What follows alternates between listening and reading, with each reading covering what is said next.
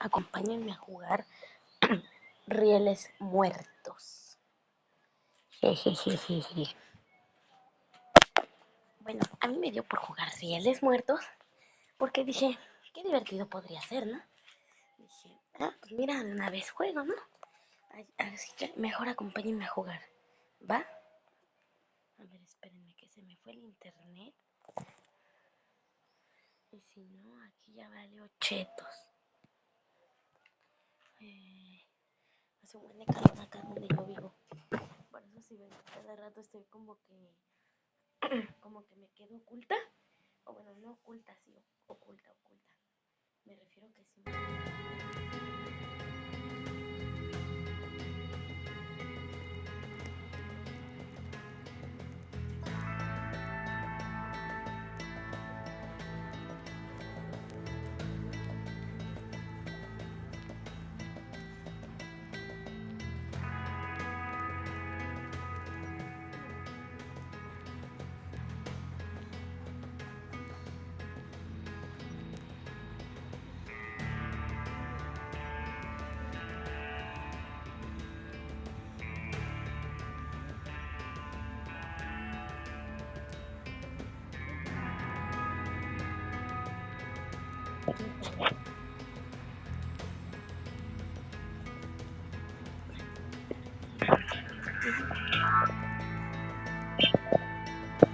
Oigan, yo voy a estar jugando para andar hablando, ¿verdad?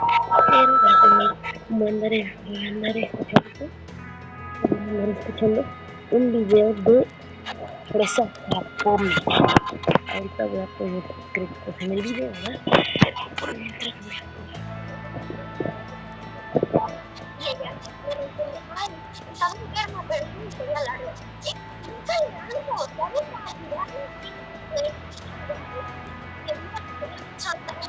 Para que vinieran a recoger el cadáver de su hija, o no sé. Y bueno, parece que le dicen por teléfono cómo hacerle compresiones en el pecho.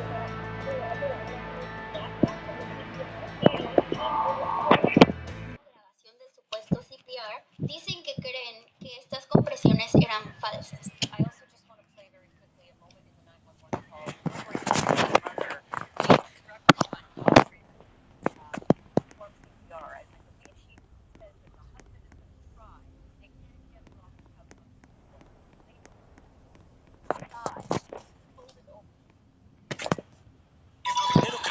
a ver. Ya casi, espérense.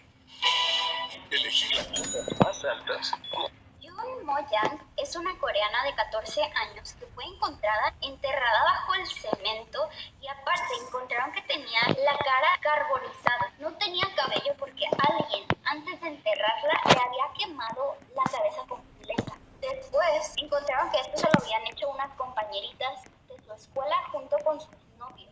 Pero aparte de eso, se descubrió que la habían estado torturando por semanas antes de matarla y enterrarla. Todo esto comienza en el 2014. Yoon y su papá se acababan de mudar a una nueva provincia llamada Gimhae, ya que su papá se había divorciado de su mamá porque su mamá era alcohólica y ya les había causado muchos problemas y quería que su hija tuviera una vida tranquila, estable, así que la metió a una nueva escuela. Ella, en marzo de ese año, iba a empezar su primer año de prepa y cuenta a su papá que tenía un uniforme nuevo, ciudad nueva, estaba emocionada para conocer nuevos amigos y parece que eran muy religiosos ellos dos. Y en la iglesia Yoon había podido hacer varias amigas, entonces ella sentía que de seguro iba a ser igual en la escuela. Pero desde que empieza el año escolar, a Yoon la empiezan a bullear porque ella no sabe hablar el dialecto de Gimhae. Se empiezan a burlar de cómo habla, que no entiende nada y la tratan muy mal. Yo no sé si han escuchado otros casos de bullying en Corea, pero el bullying en Corea es lo más extremo que yo he escuchado en mi vida. No es nada de que, me río de ti, sino los lastiman, les avientan agua hirviendo, los cortan, les ponen planchas en los brazos como hasta quemarlos. Entonces está cañón. Cosas que en cualquier otro país te mandan a la cárcel y te quedas ahí, pero en Corea las leyes en cuanto a la juventud son mucho más alivianadas porque ellos creen que es mejor como corregir esas actitudes para darles una nueva oportunidad. Y es muy noble, ¿no? Ese pensamiento como de que, ay, bueno, es que es un adolescente, sus hormonas, hay que enseñarle a ser mejor para darle una oportunidad nueva. Pero estos adolescentes están aprovechando de estas leyes tan alivianadas para llevar hasta el extremo el bullying. De que, por cierto, esta violencia no acaba en las escuelas, como por ejemplo el caso de este niño de 13 años que mató a su tía de 50 años por haberlo estado molestando porque jugaba mucho en su computadora. También intentó matar a su hermano menor, pero la policía no pudo hacer absolutamente nada, ya que lo protegía la ley juvenil. En este otro caso, una niña de quinto de primaria terminó matando a otra de sus compañeritas y de la misma manera salió impune. Así que no me imagino cómo Jun se ha de haber sentido ni lo que le han de haber hecho, pero ella solo sabía que quería huir de ahí, porque no se sabía defender, no hablaba el dialecto y nadie la iba a defender tampoco en la escuela. Pero algo de la nada cambia, de pura suerte, o al menos en ese momento parecía, 4 niñas le empezaron a hablar. Estas 4 niñas eran 2 chicas de 15 años y 2 de 14 años, Kim, Heo, Jung y Yang. Y estas 4 niñas pues la tratan bien, dice, ok, va bien la cosa. De la nada, un muchacho le empieza a mandar mensajes a Jun. Este hombre se llamaba Kim, tenía 24 años, le empezó a mandar mensajes por KakaoTalk, le decía que le tenía interés, que no importara que tuvieran tanta diferencia de edad, Jun, es que tú eres muy madura. Y Jun se empieza a abrir con este chico y le dice, no, pues es que en la escuela me hacen bullying. Este tipo Kim le mete a la cabeza de que ella sería más feliz si huye de casa. Y el 15 de marzo hace exactamente eso. Su novio Kim y ella acordaron en verse en un cierto lugar a las 2 de la tarde. Alrededor de la 1 de la tarde, Jun le dice a su papá que va a salir con una amiga a comprar unos libros, a lo que el papá pues simplemente le da como su dominguito para que se gaste su dinero y se despide. Lo que no sabía Jun es que al encontrarse con este tipo Kim de 24 años, también iban a estar junto con él otros 3 hombres, Lee de 25 años, otro Lee de 24 años y Heo de 25 años. Junto con estos 3 hombres estaban esas mismas 4 chicas que le habían empezado a hablar de Jun. ¿Coincidencia? ¿Tan pequeño es el mundo que se conocían todas estas personas? Pues en ese momento a Jun le explican que ellos junto con Jun van a crear una familia de jóvenes que van a huir de casa, que ya no van a tener que seguir las reglas, ya no van a tener que ir a la escuela ni al trabajo, juntos van a poder comer lo que sea, dormir a la hora que sea, tener sus propias reglas. Va a ser una vida increíble. A esta edad yo me imagino que eso sonaría súper cool. Independencia, hacer lo que quieran, no tener que obedecer a nadie. Obvio, ¿a qué adolescente no le sonaría eso como una maravilla? Y más en el caso de Jun, que estaba siendo bulleada en la escuela. Ella solo quería escapar. Así que ese día juntos salieron a comer, salieron a disfrutar. Y ese mismo sábado parece que su papá, solo para asegurarse que Jun estuviera segura, que estuviera bien, le había estado mandando mensajes cada hora. Y pues Jun le respondía y le respondía y le respondía, pero de la nada esos mensajes se detuvieron. Obviamente para el papá de Jun esto era alarmante y lo fue a reportar a la policía.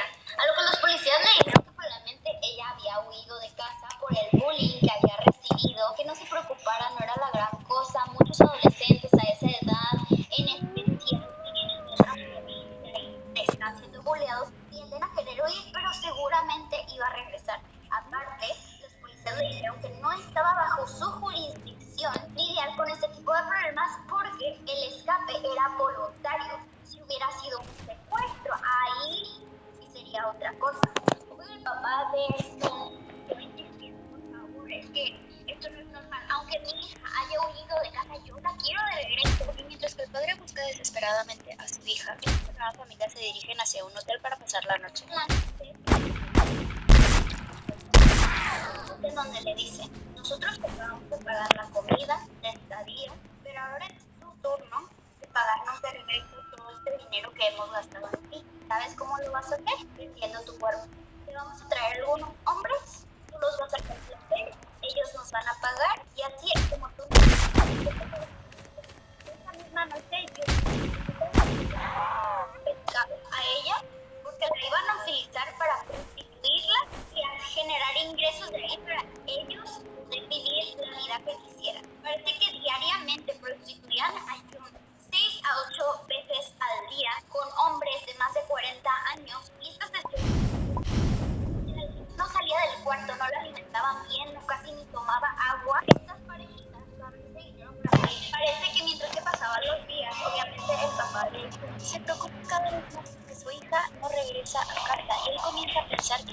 su culpa por no haber sido el mejor padre. Piensa que tal vez no la amó lo suficiente y que por eso ella había huido. Aún así, de ayuda a los policías. Pero parece que en algún punto por fin saca un reporte de que June está desaparecida y esa familia de jóvenes que huyen de casa se dan cuenta de esta noticia y deciden regresar a una casa. El 29 de marzo dice el papá de June que pues era un día lluvioso y él estaba comiendo en un restaurante. Siempre contaba mucho con su hija, estaba pensando en su hija y de la nada recibe una llamada en el celular de que dice que esa llamada viene desde la casa. Cuando contesta, escucha que su hija June le dice papá, ya estoy en casa. Cuando el papá llega a la casa dice que vio a June, parecía otra persona, se veía apagada, triste, demacrada. O sea, aparte de él era como, ay, qué bueno que ya tengo a mi hija, pero otra parte es como, ¿qué pasó? Parece que June empieza a llorar y le cuenta absolutamente todo. Pero que ella ya no quería huir de casa, ya no iba a ser rebelde, iba a obedecer a su papá,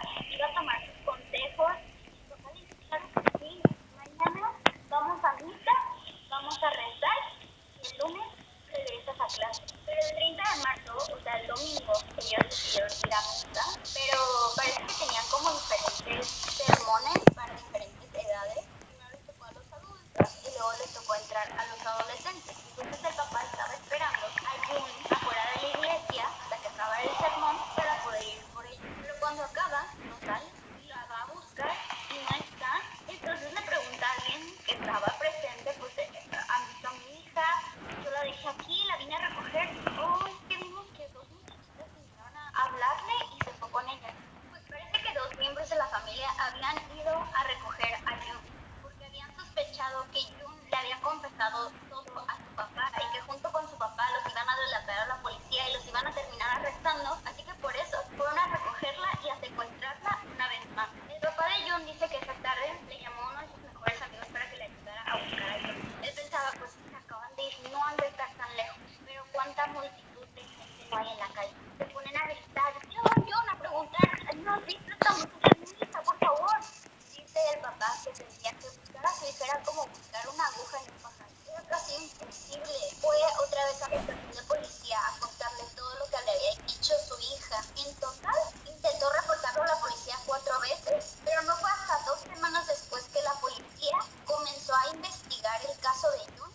Y para esas 2 semanas ya había sido muy tarde porque ya estaba muerta. Esta es la imagen anterior pero traducida. Aquí dice que el padre de June primero lo reportó a la policía de Gimhae con los detectives a cargo, pero ellos le respondieron que si su hija había desaparecido en Busan tenía que ir a esas oficinas de allá. Él viaja a Busan, lo reporta a la oficina de asuntos civiles y ellos le responden que lo tiene que reportar a las oficinas centrales de Gimhae, así que tuvo que regresar, ir y venir una y otra vez. Después de 12 días es que en Gimhae decidió para confirmar que sí había sido secuestrada, pero para eso también fue un ir y venir entre la policía de Gimhae y la policía de Busan porque ni siquiera sabían cómo es que June se veía. Y solo para que se den una idea de qué tan lejos está Gimhae de Busan, en tren sería 1 hora y media a 2 horas de viaje. El 2 de mayo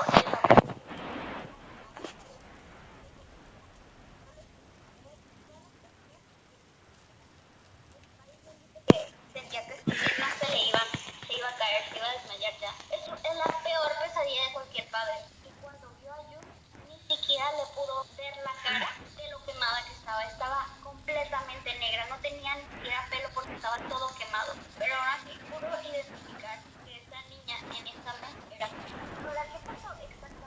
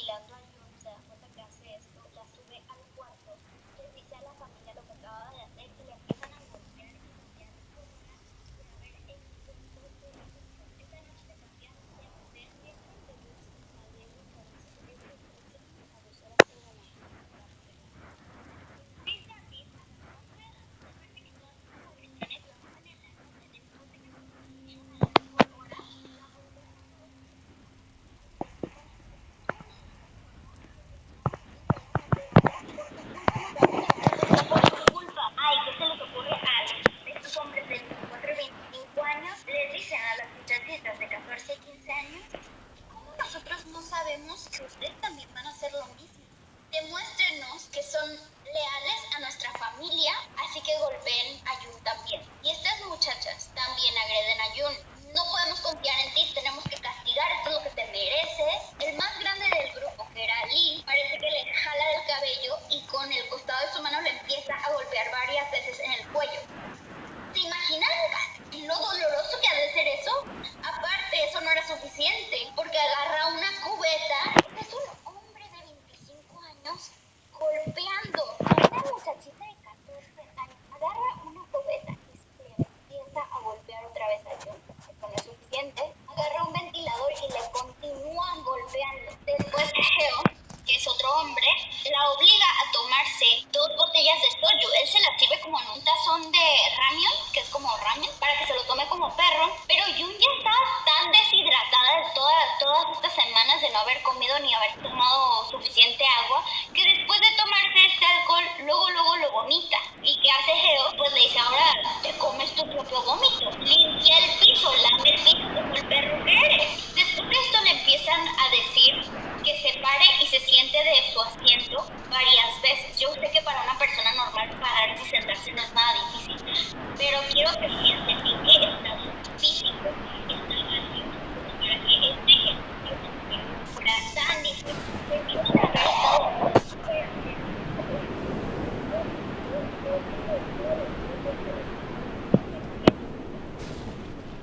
por favor.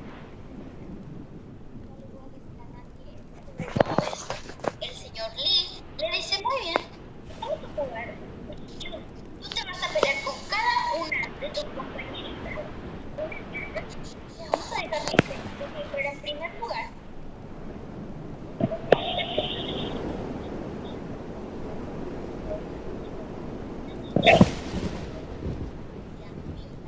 entonces, hubieran tenido la fuerza necesaria para ganarle a una, era imposible.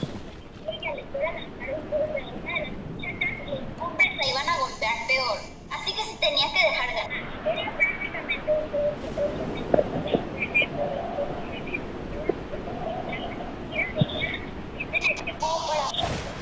cuatro adolescentes que estaban en esta familia golpearon y patearon a Jun.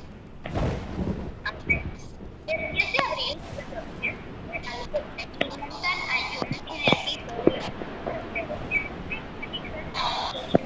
de industrial donde se pusieron a jugar.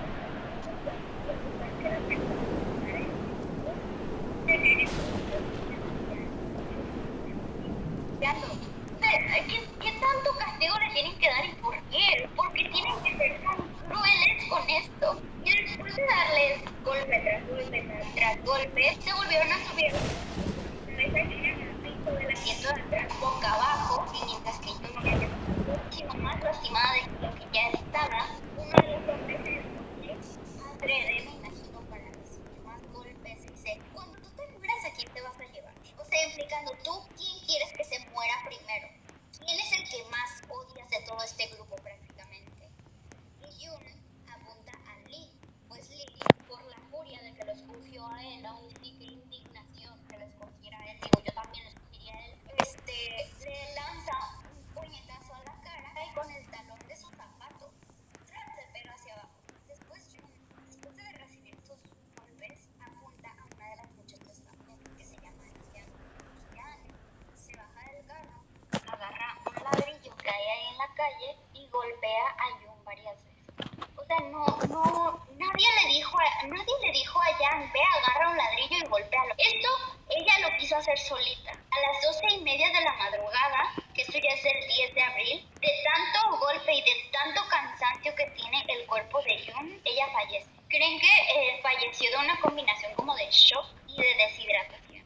Prácticamente su cuerpo ya estaba cansado, ya no podía dar más. El 11 de abril, a las 2 de la mañana, los 4 hombres y 2 muchachas de la familia decidieron llevar el cuerpo de Jun a un huerto budista. Cavaron un hoyo, echaron a Jun, ahí esposo le pusieron gasolina a la cara de Jun y quemaron su cara para que supuestamente no la pudieran reconocer si es que encontraban su cadáver. Le echaron tierra encima y se fue feliz. La familia empieza como a sentirse nerviosa, dicen, ay no, es que enterramos a Jun en un lugar muy hondo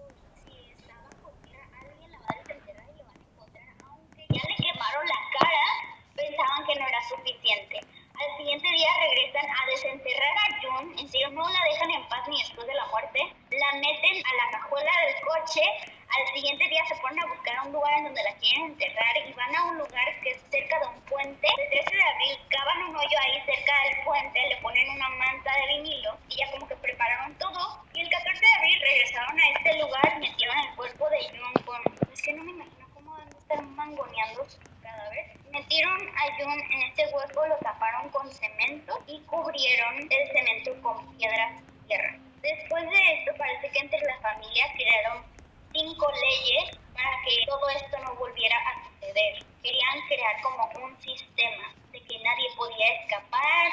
Si escapaban, iban a terminar igual que Jun. Y pues pasan algunos días, nadie se entera del hecho, continúan con su estilo de vida, que es prostituir a estos adolescentes. El 19 de abril, parece que Jan está en un karaoke bar a las 6 de la mañana intentando prostituirse con un hombre de 45 años llamado Kim. Pero este tal Kim no le quiere pagar. Ya están en el coche del karaoke bar dirigiéndose a un motel y el señor Kim le dice que no le va a pagar, que no le va a pagar.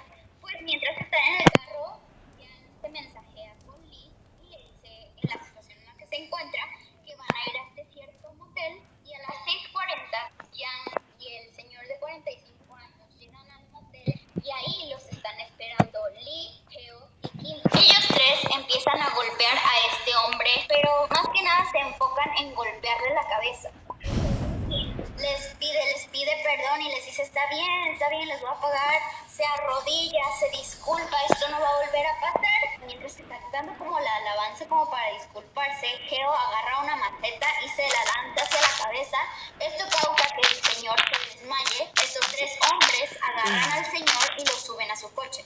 Alrededor de las 10 de la mañana, el señor Kim despierta y empieza a pedir socorro, empieza a gritar, lo vuelven a golpear y lo amenazan y le piden que les diga su clave para su cuenta bancaria, le sacan todo su dinero de su cuenta bancaria, le roban su reloj, su celular, todo lo que tiene en su posesión, lo continúan golpeando hasta que se muere, venden todas las posesiones del señor Kim y se compran un coche nuevo, pero parece que después de que mataron a una segunda persona, por fin la policía los descubre. Ese mismo día arrestan a la muchacha Jan, a los 3 hombres, los interrogan, pero antes de interrogarlos, parece que estos 4 se habían puesto de acuerdo para mentir y para poder disminuir su sentencia. O sea, no decir que entre todos mataron a este señor, sino que una persona lo golpeó, otra persona le robó el celular, otra persona, porque estaban siendo acusados de prostitución, robo y asesinato, pero se lo querían dividir de alguna manera. O sea, ¿qué tan gente tan sucia, gente tan malvada como para hacer esto? Porque no son honestos ni siquiera en eso. Al final terminaron arrestando a todos los de la familia y en noviembre del 2014 sentenciaron a Jan a 6 a 9 años en prisión y a las otras 3 muchachas 6 a 8 años en prisión. En cuanto a los hombres, a Lee y a Heo los sentenciaron a vida en prisión. A Lee, de 24 años, lo sentenciaron a 35 años en prisión y a Kim solo le dieron 3 años porque supuestamente fue el que menos participó en todos estos crímenes. Al supuesto novio de Jun, que se había hecho pasar por alguien que estaba interesado en Jun, que la jaló hacia todo esto, que también participó en el asesinato de este hombre Kim, a él solo le dieron 3 años. Pues muy buenos abogados ha de haber tenido porque de plano se merecía más. Muchas personas en el internet creen que incluso las muchachas se merecían muchísimo más tiempo en prisión por haber participado en esto. Estos son algunos comentarios de personas de Corea que dicen, pues van a traer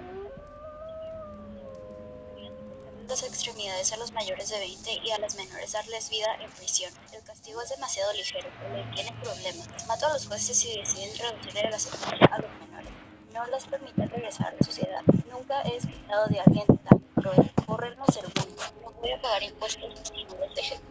En contra de los derechos de mantener a esos vivos con los impuestos que pagan sus familias de las víctimas. Se muerte.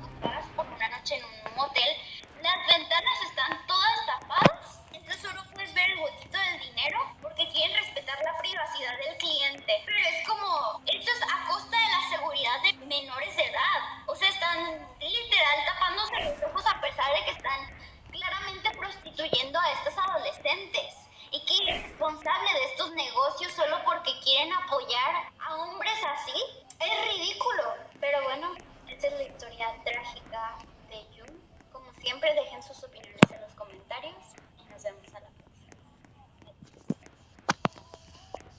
Terumi Morishima decapitó a su mejor amiga, agarró su cabeza, la metió en una olla de presión para cocinarla, después lo licuó, lo metió en bolsitas y lo tiró a la basura. No se sabe realmente el por qué Terumi le haría esto a su propia amiga, pero sí hay varias teorías. Antes de compartírselas, les voy a contar la historia completa desde un inicio. Ahora, Terumi no tuvo una infancia fácil. Ella vivía con su mamá y con sus dos hermanos menores en Osaka, pero cuando ella entró a tercero de primaria, se mudan a Hiroshima porque su mamá se casa con otro hombre. Este hombre maltrata a Terumi por años, la castiga y la golpea con un bate y a veces la hacía sentarse contra la pared por horas.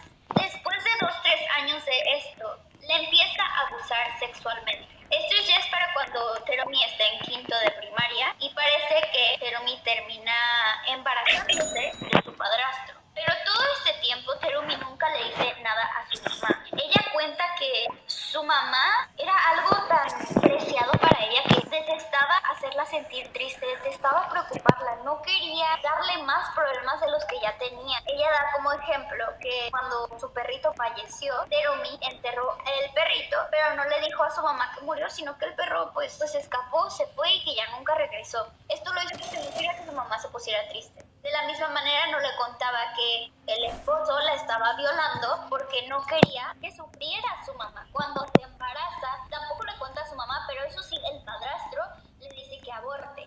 Aunque parece que cuando le pidió que abortara ya era muy tarde, ya probablemente tenía 4, 5, 6 meses de embarazo y ya no era posible. Se esperan hasta que ella da a luz y le pasa una tragedia más. Su bebé nace muerto.